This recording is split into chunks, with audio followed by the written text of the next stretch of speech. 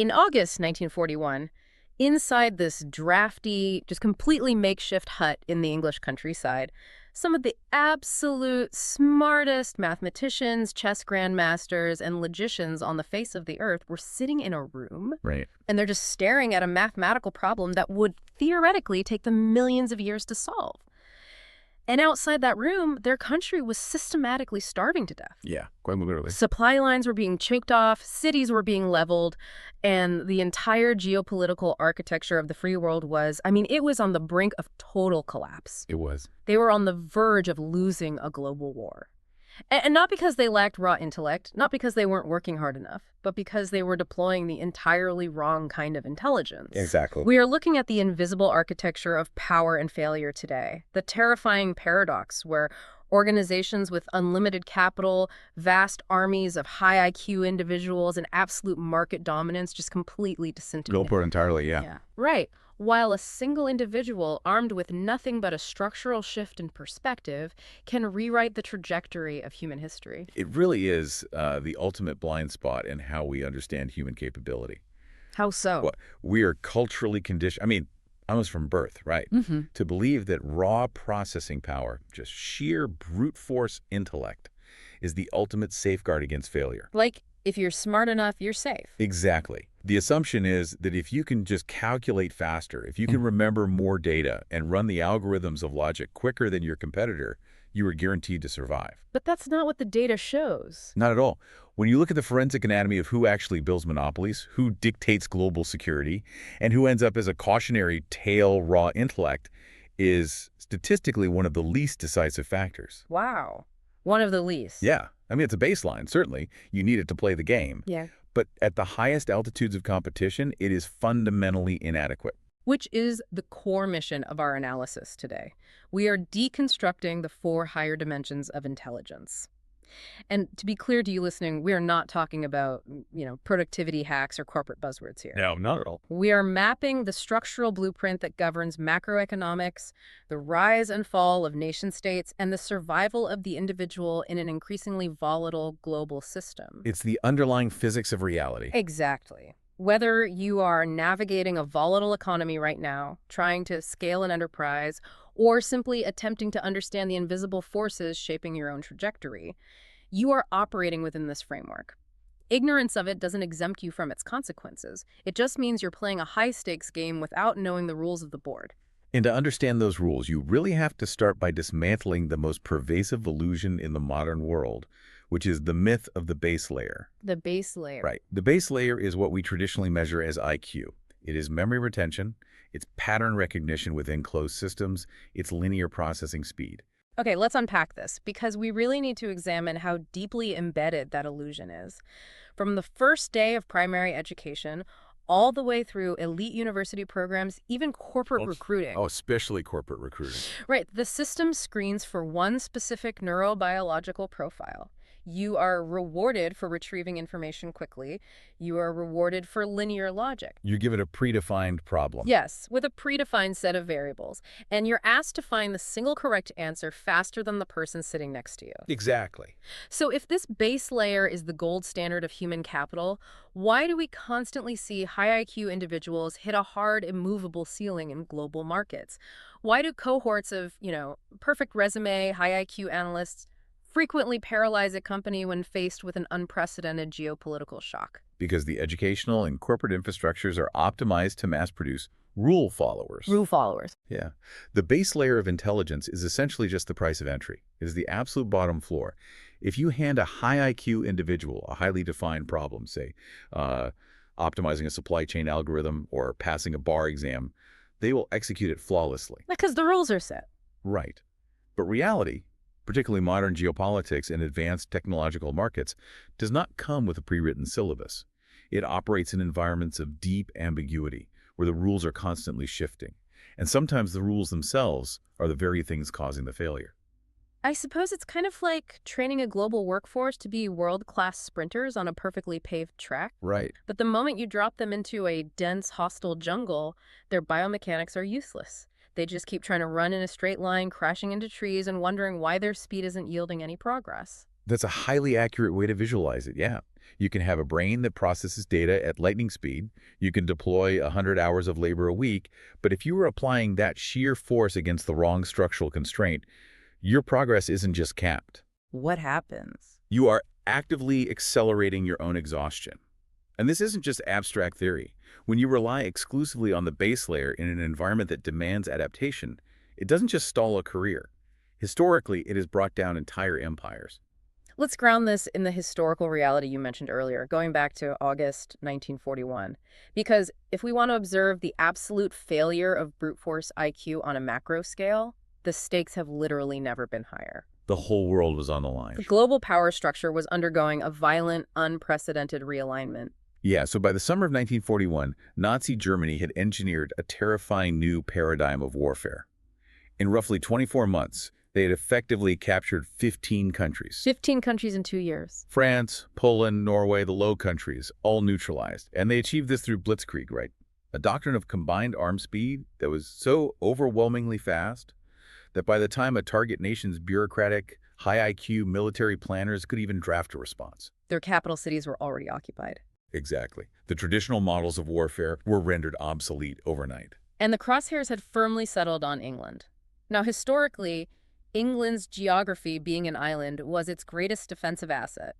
But the German Naval Command took that exact geographical advantage and inverted it into a weapon of mass suffocation. Right, because any complex system, whether it's a biological organism or a nation-state, requires a continuous caloric intake to survive. England has to eat. England was uniquely fragile in this regard. They were importing around 70% of their food and effectively 100% of their oil. Wow, 100%. So the German strategy was clinical: sever the metabolic supply lines. They deployed fleets of U-boat submarines into the Atlantic, but they didn't operate randomly. They used the wolf pack tactics. Exactly. Groups of U-boats would wait in transit corridors, communicate silently, and launch devastating coordinated surprise attacks on merchant convoys in the dead of night. And the numbers were just staggering. At the height of the crisis, they were sinking millions of tons of shipping. They were sending dozens of vital supply ships to the bottom of the ocean every single month. England was mathematically weeks away from industrial and literal starvation. The terrifying part wasn't the submarines themselves, though. It was the invisible coordination. Right. The British Navy couldn't fight what they couldn't locate. But eventually, the British captured a U-boat, and inside, they found the architecture of this coordination. It was the Enigma machine. The Enigma was a cipher device, an electromechanical rotor machine used to encrypt and decrypt secret messages. It looked kind of like a typewriter, right? It did, yeah. But its internal architecture made it mathematically invulnerable to any known cryptanalysis of the era. It utilized a series of 3 rotating wheels, a reflector, and a plug board that swapped pairs of letters before they even entered the rotors. And they changed it constantly. The German military changed the starting positions and the plug board settings every single day at midnight.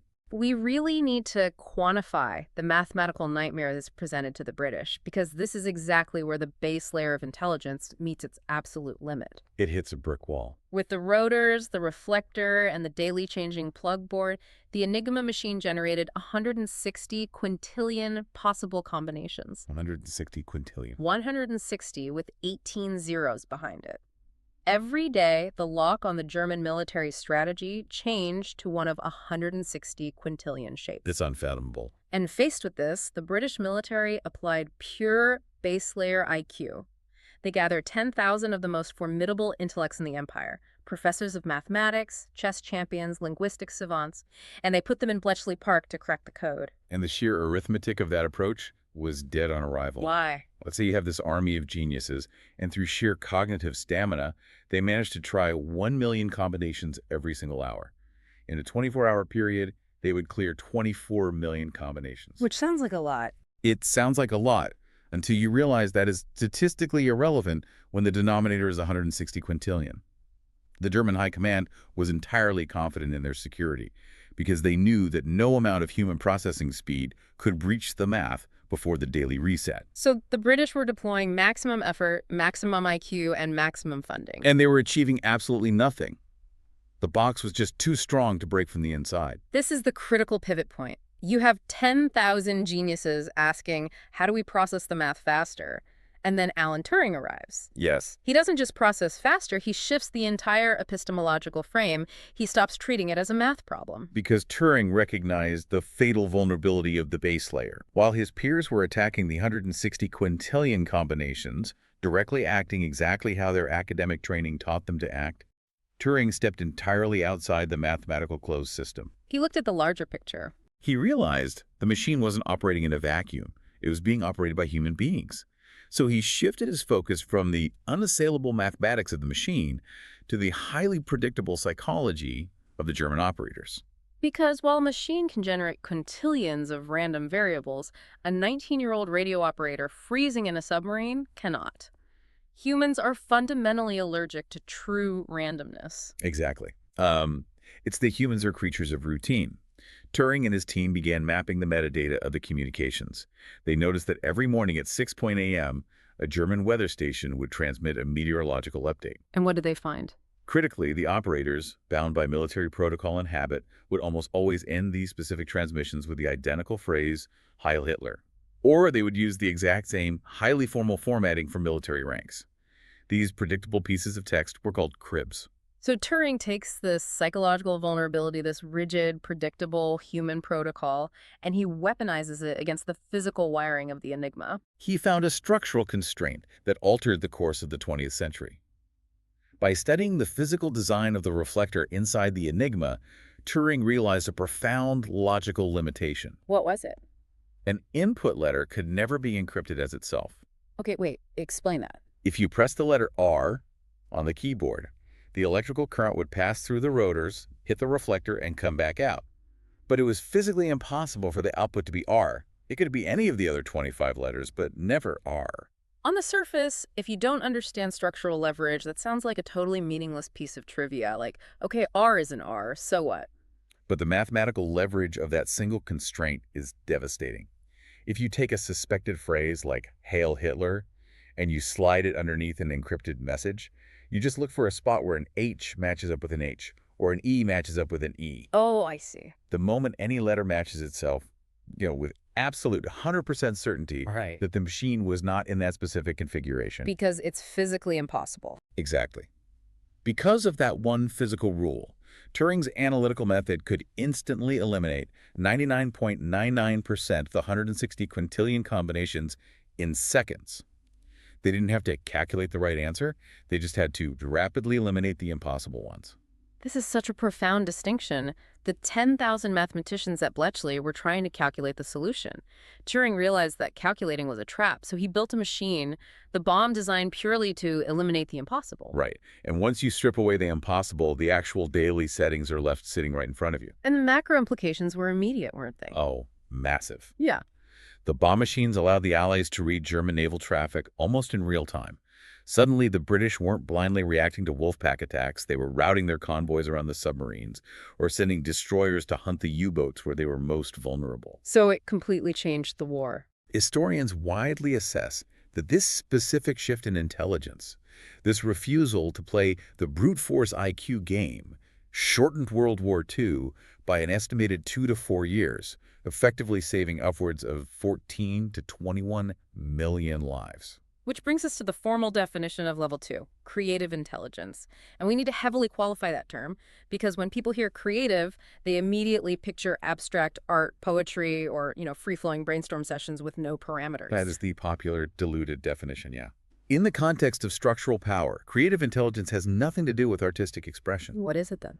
It is the cognitive ability to perceive the architecture of reality accurately, identify the hidden constraints governing a system, and redefine the problem itself. So it's about seeing what's really there. Yes. Yeah. The base layer of intelligence demands that you provide the optimal answer to a predefined question. Creative intelligence is the realization that the question you are being asked is the wrong question entirely. It's the transition from answering, how do we do this faster, to why are we doing this at all? Right. If you are the smartest engineer on Earth and you optimize a process perfectly, but that process is fundamentally obsolete, your intelligence is useless. You are essentially building a state-of-the-art bridge to a continent that doesn't exist. That's a great analogy. Reality, unlike an academic examination, does not reward correct answers to irrelevant problems. Reality exclusively rewards the discovery of the correct questions. Turing asked the correct question. Here's where it gets really interesting. Because if this capacity to completely reframe reality level 2 intelligence is what actually drives paradigm shifts, what does it look like on a biological level? You mean physically in the brain? Yeah, we are physical beings, so this cognitive difference must have a neurobiological footprint, right? If I look at the brain of someone with profound level 2 intelligence, how does it physically differ from a standard high IQ brain? It's fascinating because for decades, neuroscientists assumed that greater intelligence equated to a physically larger brain, or maybe a higher density of neurons in the prefrontal cortex. Just a bigger engine. Right.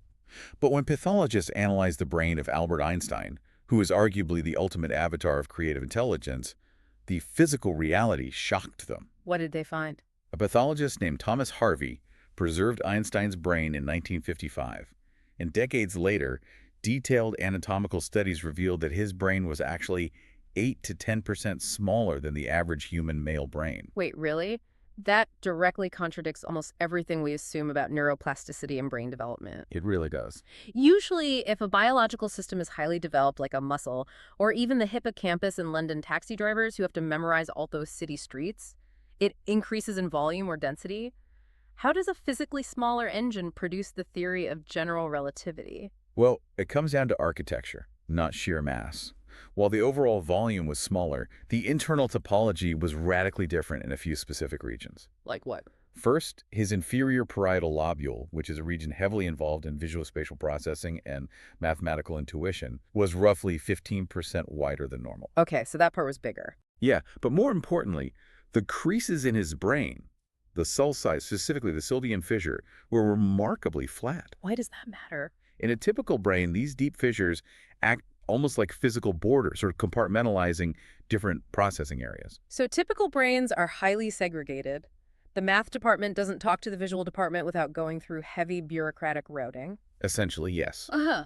Einstein's flatter sulci meant his brain lacked those deep compartmentalizing walls. His neuroanatomy allowed for a highly connected, fiercely integrated neural network. So everything could talk to everything else. Exactly. The neurons across different regions could communicate with exceptional fluidity. He wasn't relying on isolated linear processing speed. He was capable of running vast, multisensory macro simulations. So he wasn't just doing math on a chalkboard. No, he wasn't crunching numbers to understand physics. He was visualizing writing on a beam of light, feeling the spatial distortion, and then translating that macro simulation into mathematics later. He actually wrote about this. He famously stated that words and numbers did not play a significant role in his initial thought process. The associative play of images came first. Right. Imagination is more important than knowledge. We print that on motivational posters, but it was actually a literal clinical description of his neurobiology. And observe how he deployed that neurobiology against the scientific establishment. In the early 20th century, you had an entire generation of brilliant, high IQ physicists trying to resolve minor anomalies in Isaac Newton's laws of motion and gravity. Doing the base layer work. Exactly. They were applying level 1 intelligence, doing increasingly complex math to patch the holes in the existing paradigm. Einstein's level 2 brain didn't bother trying to patch Newton's model. He threw it out. He stepped back and asked, what if Newton's fundamental assumption about space and time being absolute is entirely wrong? He destroyed the model and built a new one where space and time are a single, flexible fabric. If we map this biological difference onto modern global economics or individual career trajectories, what are the statistical implications? Let's say I'm listening to this, and I know I have a high IQ, I did well on my SATs, I went to a good school. Am I structurally guaranteed to win in a highly competitive market? The statistical data is actually incredibly brutal to the ego of the high IQ individual. Really? Yeah. Multiple longitudinal studies and meta-analyses of success metrics, whether you're looking at entrepreneurial wealth, corporate leadership, or scientific breakthroughs, demonstrate that creative intelligence operates independently of IQ by a factor of about 90 to 95%. They run on different biological hardware. They do entirely. Explain the IQ floor concept here, because I think a lot of people misunderstand how intelligence scales. Sure. The IQ floor is the threshold at which you have enough raw processing power to comprehend the basic rules of complex fields. Yeah. Psychometricians generally place this floor around an IQ of 120. It varies slightly by profession, but 120 gets you in the door of medicine, law, or advanced engineering. But here's the critical realization. Once you cross that threshold, any additional points of IQ offer drastically diminishing returns. So more IQ doesn't equal more success. Not linearly, no. Going from 120 to 160 IQ might only account for a 5 to 15% variance in your ultimate macro success. So being a verified mega genius only gives you a marginal statistical advantage over someone who is just, quite smart. In highly ambiguous high-stakes environments, yes. Extra IQ is incredibly advantageous in strictly defined, closed system fields, like theoretical mathematics or algorithmic coding where the parameters are fixed. Where reality isn't fixed. Exactly. Global markets and human behavior do not have fixed parameters. In those arenas, creative intelligence accounts for a staggering 25 to 35% of the variance in success. Because once you reach the executive level or the founder level, everyone in the room is smart. Everyone can read the P&L statement. Yeah. The competition is no longer about who can process the data fastest. It's about perspective. Yeah. It's about looking at an industry that has operated the same way for 40 years and seeing the hidden structural flaw that everyone else assumes is a permanent law of nature. Look at the shift in consumer technology over the last few decades. The telecom giants in the late 90s were asking a base layer question. How do we make mobile phones smaller and the batteries last longer? But Steve Jobs asked something else. Steve Jobs used level 2 intelligence to ask an entirely different question. How do we make the phone the central emotional and digital hub of a human being's life? Wow. The iPhone didn't win because it had the fastest processor. Early iPhones were actually technically inferior in many specifications to BlackBerries. It won because it redefined the metric of value. If you're mapping this onto your own organization right now or your own career and realizing you've been optimizing the wrong variables, this is where the architecture gets really dark. It does. Because if level 2 creative intelligence is the ultimate engine of innovation, if it accounts for such a massive variance in success, why do we constantly see brilliant, deeply creative visionaries fail? We've all seen it. We all know that person, the serial entrepreneur with a dozen paradigm-shifting ideas who is perpetually nearly bankrupt. Because creative intelligence, in isolation, is a catastrophic trap. A trap? Yes, it is an incomplete biological profile. Without the third layer of intelligence, having a level 2 brain simply makes you a visionary loser. Ouch. You possess the neurological capacity to hallucinate beautiful new worlds, but absolute zero capacity to manifest them in physical reality. Can you give us an example? To truly understand this failure state, we have to examine what is arguably the most agonizing corporate tragedy in modern economic history. We have to look at Xerox PARC in the 1970s. Xerox PRR, the Palo Alto Research Center. This is the holy grail of missed opportunities in Silicon Valley. Set the stage for us. What was Xerox trying to achieve? In the early 1970s, Xerox was a monopoly. They completely dominated the photocopier market, practically printing money. But their leadership had a rare moment of foresight. They realized that eventually the paperless office would arrive and their core business would be threatened. So they tried to innovate ahead of it. Exactly. So they created PARC, a research facility on the West Coast, 3,000 miles away from their corporate headquarters in New York. They essentially built an intellectual sanctuary and hired the greatest creative engineers, computer scientists, and physicists on the planet. And their goal? They gave them a mandate to invent the office of the future. And the conditions they gave these researchers were unprecedented. Unlimited funding, zero commercial pressure, no quarterly earnings targets, and no requirement to integrate with Xerox's existing product lines. It was pure freedom. It was a pure, unadulterated sandbox for level 2 intelligence. And the output of that sandbox was staggering. Over the course of a single decade, the researchers at PARC did not just invent new office equipment. They literally engineered the foundational DNA of the entire modern digital civilization. What did they build? They built the Alto, the world's first true personal computer. They invented the graphical user interface, the GUI. Wait, before PARC, how did you use a computer? Before PARC, you interacted with a computer by typing arcane lines of text into a black screen. PARC invented the concept of windows, folders, and icons. They invented the computer mouse. They invented Ethernet networking, allowing computers to talk to each other. They invented object-oriented programming. They invented laser printing. So if we freeze time in 1979, Xerox PARC possesses the core technology that currently powers the processors, mobile operating systems, and networking infrastructure that make companies like Apple, Microsoft, and NVIDIA worth trillions of dollars today. They had it all. Xerox held the patent to the future. So how functionally did they lose it? Mm. Why is Xerox today a company struggling for relevance while the people who stole their ideas rule the global economy? Because Xerox suffered from an absolute fatal deficiency in level 3, executive intelligence. What does that mean in this context? They had isolated the creative genius, but they built no bridge to commercial execution. You had a massive cultural and intellectual schism. The brilliant hackers at PARC were inventing the future, but the corporate board in New York were toner heads. Toner heads. Executives who only understood the margins on selling photocopiers and ink. When PARC researchers presented the Alto computer, the executives looked at it and said, "Why would anyone want a computer on their desk? And how does this help us sell more paper?" Oh, wow. So they just didn't get it. They lacked the cognitive framework to commercialize the paradigm shift. The ideas were literally trapped in the laboratory. They had the level 2 capacity to invent the GI, but not the level 3 capacity to navigate the supply chains, marketing, and internal corporate warfare required to put it in homes. And then, the most dangerous entity in Silicon Valley walks through their front door. By the way, if you are finding this kind of deep structural analysis of corporate and historical power valuable, please hit the like button and subscribe. Understanding these frameworks completely changes how you look at the business world. So, who walks through the door? In late 1979, Xerox made a decision that business schools will study for the rest of human history, in exchange for allowing Xerox to invest $1 million in Apple pre-IPO. They allowed a 24-year-old Steve Jobs to tour PSR and see their technology. And what did he do? Jobs walked into the facility, looked at the graphical user interface, and within minutes, his brain ran the macro simulation. He realized immediately that all computing would eventually be graphical. The famous quote from Jobs is that he was so blinded by the GI, he didn't even notice the object-oriented programming or the networking. He saw the product. The Xerox engineers saw a beautiful piece of laboratory research. Jobs saw a commercial empire.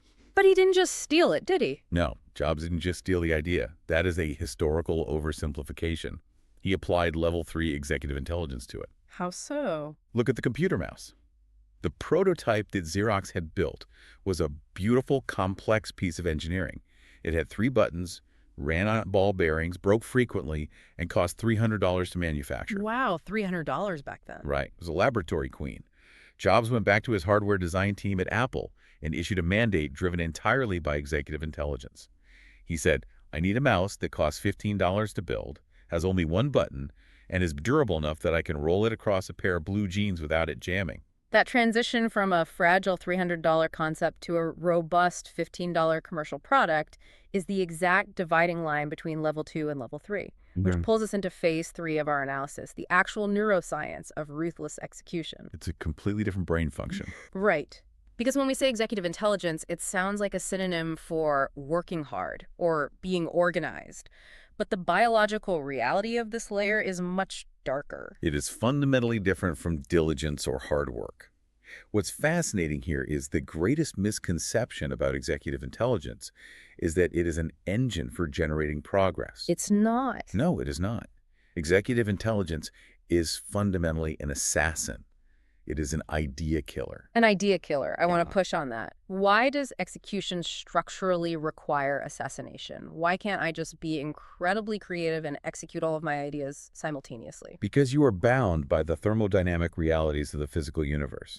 Time, biological energy, capital, and cognitive bandwidth are strictly finite resources. Right. There's only so much you can do. When you exist purely in the realm of level 2 creative intelligence, everything is possible because thoughts have no mass. You can imagine 10 different billion-dollar companies before breakfast. But to manifest even one of those companies in the physical world requires you to collapse the quantum wave of possibilities.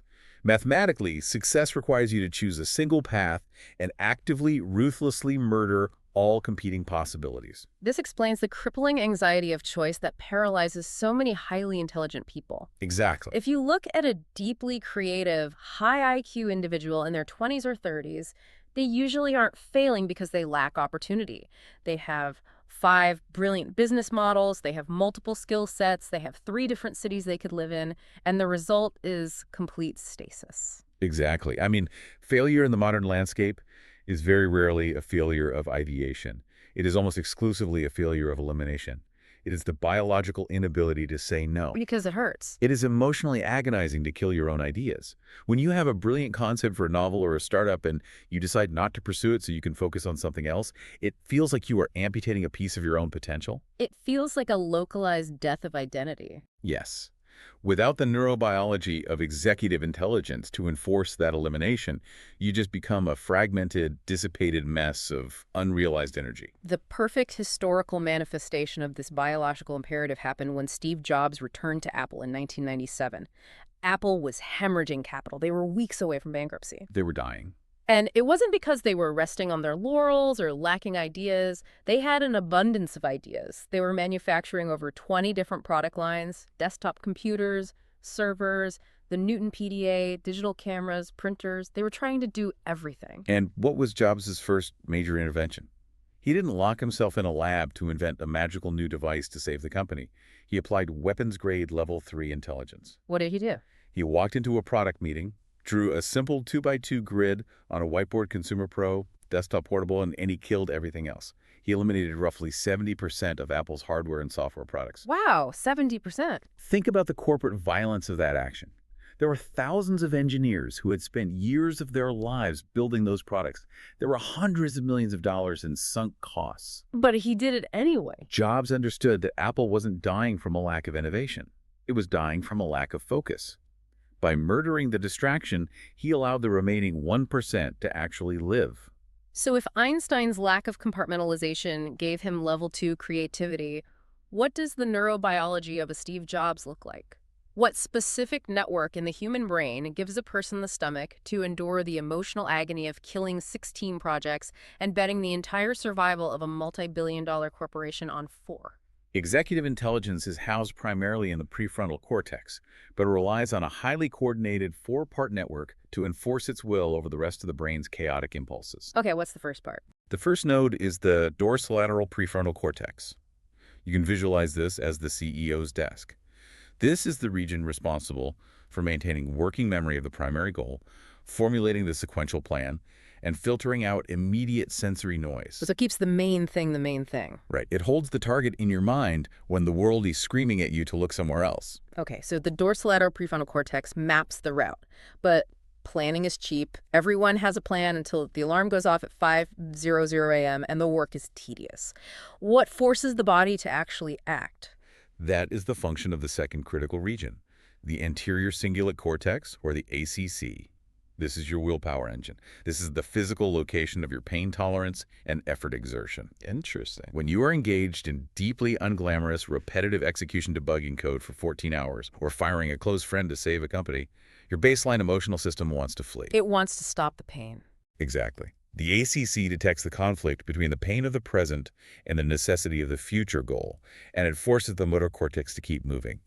Studies on patients with lesions in the ACC show they can fully articulate what they need to do, but they literally cannot generate the willpower to initiate the action. They have the map, but the engine is dead. Precisely. The third node is the orbitofrontal cortex. This is the value calculator. Yeah. Human biology is ancestrally wired to seek immediate, cheap dopamine. We want calories now, we want comfort now. Right. The orbitofrontal cortex runs a complex valuation algorithm. It calculates the massive compounding value of a future reward and generates enough neurological leverage to suppress the immediate desire for short-term relief. It is the biological mechanism of delayed gratification. And the final piece of the network. The ventrolateral prefrontal cortex. This is the rational manager of emotional spikes. How does that work in practice? When you are executing at a high level, reality will inevitably hit you with massive stressors. A supply chain collapses, a key investor pulls out. The amygdala, your threat detection center, triggers a panic response. Fight or flight. Exactly. The ventrolateral prefrontal cortex acts as the braking system. It analyzes the panic, realizes it is counterproductive, and down-regulates the amygdala, forcing you back into cold, rational logic. So what does this all mean? When we combine these 4 mechanisms, the CEO's focus, the ACC's pain tolerance, the long-term value calculation, and the emotional braking system, what we are describing isn't just a smart brain, We are describing a biological machine ruthlessly optimized to reduce possibilities, narrow focus, absorb the agony of missing out, and enforce relentless momentum down a single, narrow corridor. That is the essence of it, yes. Where level 2 creative intelligence generates the beautiful, infinite jungle of possibilities, level 3 executive intelligence is the machete that violently hacks away 99% of the foliage so that a single pass can receive enough sunlight to grow. Because in reality, execution is everything. Right. Because in the architecture of reality, there is only magic in action. Ideas without execution are just biological exhaust. Statistically speaking, if someone possesses this highly developed prefrontal execution network, how much does it actually decouple from base IQ? Does it provide a measurable delta in global market success? It is massive. Psychometric analyses demonstrate that executive intelligence is largely an independent variable from raw IQ, usually operating with about 70 to 85% independence. Oh, wow. If you look at longitudinal studies tracking income variance and corporate advancement, base IQ accounts for roughly 5 to 10% of the variance once you pass that minimum floor. Executive functioning adds an independent 3 to 4% variance on top of that. 3% might not sound like a lot to someone listening right now. It sounds marginal. It sounds marginal until you do the compounding math on the relative impact. Because that independent 3% variance in execution translates to a massive 30 to 60% extra impact on actual physical output. That's a huge delta. It is. Over a 10-year career, the person who consistently kills bad ideas and executes good ones will outproduce the pure genius by an order of magnitude. Xerox had the geniuses. Apple had the execution. The global market only rewards the latter.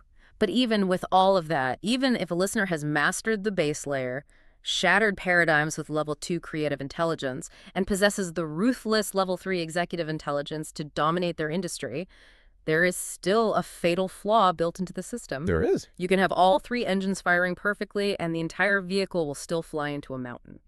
Which brings us to phase 4, the top layer, the king control button. It is the ultimate blind spot of the hypercompetent. What? You can have the relentless discipline to wake up at 4:30 a.m. every day. You can possess the creative vision to invent a decentralized financial system or a trillion-dollar hardware platform. You can have the executive ruthlessness to crush every competitor in your sector. But if you lack the fourth dimension of intelligence, the entire structure is completely hollow, and historically it always ends in psychological or physical collapse. Level 4 is the profound understanding of the why. It is telos, purpose. It is a deep, unflinching grasp of your own psychological code and your relationship with the ultimate nature of reality. Without level 4, you are a highly efficient, perfectly engineered machine speeding toward a cliff, completely unaware that the destination is meaningless. To fully understand the danger of missing level 4, we unfortunately have to look at Steve Jobs one final time, because Jobs is the ultimate modern archetype of mastering levels 1, 2, and 3. He redefined reality. He executed flawlessly. But when he was diagnosed with a neuroendocrine tumor in his pancreas in 2003, he made a decision that baffled the global medical community and ultimately cost him his life. This is the tragedy of misapplied intelligence. Jobs had access to the most advanced medical infrastructure on the planet. And crucially, he did not have the highly aggressive, universally fatal form of pancreatic cancer. He had a rare islet cell neuroendocrine tumor, which, because it was caught extremely early, was actually considered highly operable and curable. Right, the survival rate was very high. All the doctors told him, cut it out immediately. But instead of submitting to the surgery, he spent 9 months trying to cure himself with alternative medicine. He attempted to treat a lethal cellular mutation with acupuncture, specialized vegan diets, massive amounts of carrot juice, and bowel cleansings. His biographers and physicians have detailed how intensely he believed he could simply think his way out of the disease. It's hard to believe someone so smart could do that. And this wasn't mere arrogance, it was a systemic misapplication of the intelligence that made him successful. His entire corporate empire was built on the premise that if he applied enough level 2 vision and level 3 executive willpower, he could bend the rules of the physical universe to his will. The reality distortion field. He created the reality distortion field, but he lacked the specific level 4 intelligence required to recognize that while you can distort consumer markets, you cannot distort the hard physical reality of biology. The intelligence that allowed him to conquer the business world betrayed him when it came to the fundamental nature of existence. He refused to accept a reality in which he was not the architect of the rules. And during that 9-month delay, the cancer metastasized from his pancreas to his liver, transitioning from a curable localized tumor into a lethal systemic disease. This raises an important question, Reddy, because many highly intelligent, highly successful people make catastrophic errors because they are entirely unaware of this top layer. We see it constantly in executive coaching and psychological analyses of high net worth individuals. I just keep running. They spend their entire lives optimizing their daily routines, scaling their businesses, acquiring capital, and destroying their competition. But they never stop to deeply analyze their own psychological engine. Asking why they're running in the first place. Exactly. Why are they running so hard? What trauma or void are they actually trying to fill with this manic execution? If your execution is driven by an unexamined psychological wound, rather than a profound understanding of your purpose, you will eventually self-destruct. It maps perfectly onto Viktor Frankl's work in Man's Search for Meaning. Frankl, a psychiatrist who survived the Holocaust, observed that the prisoners who survived the longest in the concentration camps weren't necessarily the physically strongest, or the ones with the highest IQs. The survivors were the ones who had a deep, unshakable why, a purpose that existed outside of their immediate suffering. Frankl famously quoted Nietzsche, "He who has a why to live for can bear almost anyhow." That is the essence of level 4. It is existential intelligence. Neurobiologically, we are looking at the interplay between the brain's task-positive network, which handles level 3 execution, and the default mode network, which is associated with deep self-reflection, identity, and moral reasoning. If your default mode network is chaotic, unexamined, or disconnected from reality, your task-positive network is just building a beautifully efficient prison for you to live in.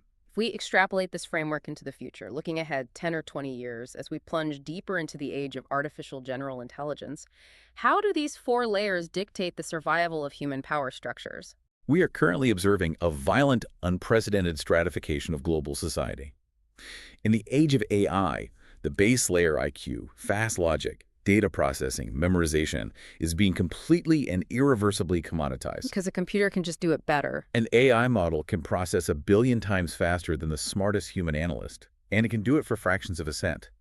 If your primary economic value relies on level 1 intelligence, if you are just a human calculator or a rule follower, you are structurally obsolete. It's the Enigma machine all over again. You cannot outcalculate the machine. The brute force game is over. Precisely.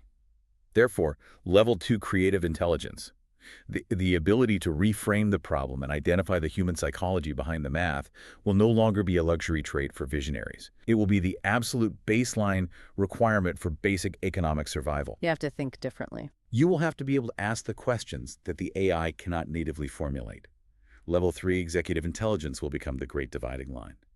In a world of infinite digital noise and AI-generated distraction, those who possess the neurobiological willpower to ruthlessly eliminate distractions, silence the noise, and execute in the physical world will consolidate almost all the economic power. In level 4, where does existential purpose fit into an automated world? Level 4 will be the ultimate differentiator for long-term human legacy and, frankly, civilizational sanity. As technology grants us almost godlike capabilities to alter reality, synthesize biology, and automate warfare, our capacity to execute will vastly outpace our wisdom. Which is terrifying. Understanding why we act, recognizing our own deep psychological blind spots, and anchoring our immense technological power in a profound, mature understanding